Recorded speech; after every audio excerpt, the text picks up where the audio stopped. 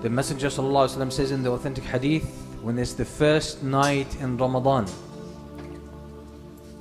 the gates of paradise will be open, the gates of the hellfire will be shut,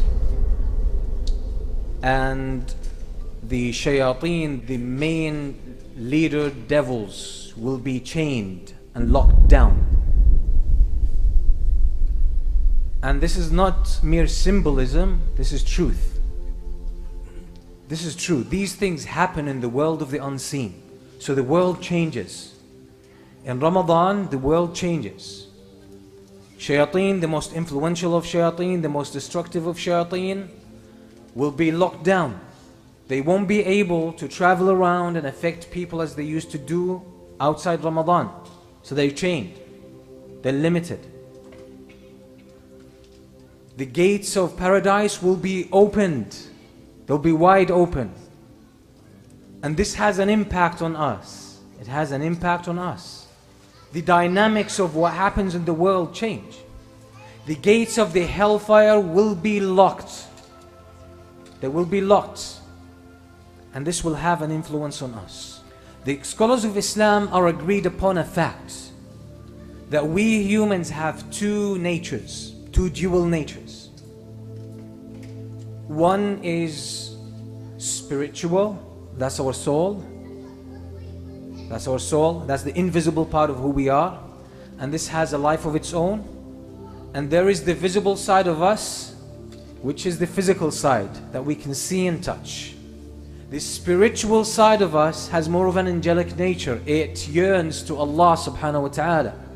And the physical side of us is more like the animals. It's all about eating, drinking, reproducing, and the physical desires and the physical attachments and orientations that we have. And upon death, these two natures will be separated. The soul will depart the body. The soul is part of the world of the unseen. We can't touch it, we can't smell it, we can't taste it, we can't even hear it. That's the soul, but that's who we really are. حَقِيقَةُ الْمَرْءِ نَفْسُهُ, as the scholars say. The reality of a human being, the essence of a human being is his soul. Because when the soul departs the body turns into a corpse, turns into pieces of flesh and bones that will decompose. It has no life of its own. So the spiritual nature of us is part of the unseen. It feels things that happen in the world of the unseen. So when the gates of paradise are open, this impacts our spiritual nature. This impacts our spiritual nature. When the gates of the hellfire are locked, this impacts our spiritual nature. Some part of us feels that. The Prophet ﷺ says in the authentic hadith, which is in a Sahih, مَا جَلَسَ قوم في بيت من بيوت الله يتلون كتاب الله ويتدارسونه بينهم إلا نزلت عليهم السكينة وحفتهم الملائكة وذكرهم الله في من عنده. Any group of people who gather together in a masjid, in one of the houses of Allah, they recite the book of Allah, the words of Allah, and they study it. Except that serenity, peace and tranquility will descend upon them.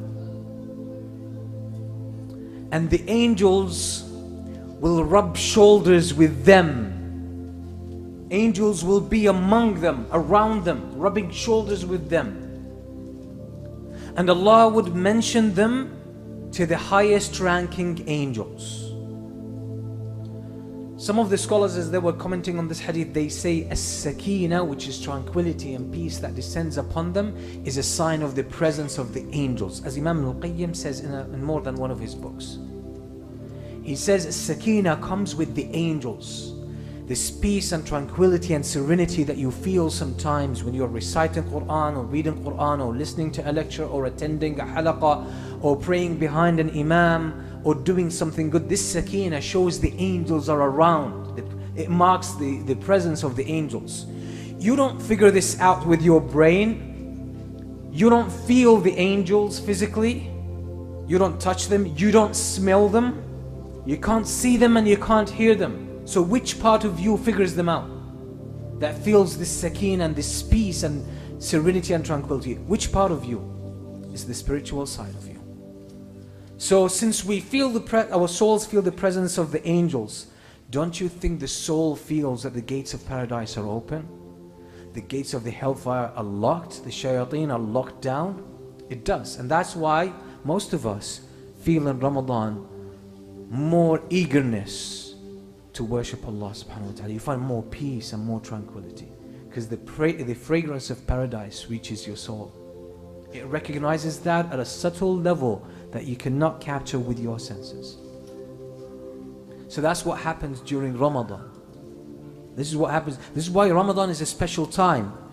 These things are not a figment of imagination that we're just talking about in a symbolic sense. These are realities of life. These are things that are happening.